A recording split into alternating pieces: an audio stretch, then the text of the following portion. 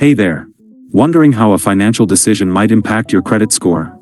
SoFi's Credit Score Simulator lets you play out what-if scenarios to see the potential effects before you act. Welcome back to Guide with Samuel. Here's the simple way to use it. In the SoFi app, navigate to your free credit score dashboard. Look for a tool called Score Simulator, What-If Tool, or something similar. You can adjust sliders or inputs for actions like taking out a new loan, increasing your credit card balance, or paying off debt. The simulator will show you an estimate of how your score might change. My crucial pro tip? Use it before applying for new credit. If you're thinking of opening a new credit card or loan, run a simulation to see the potential short-term dip from a hard inquiry. This can help you time your application strategically, especially if you're planning a big purchase like a home or car soon. That's how you make informed credit decisions with a preview of the consequences.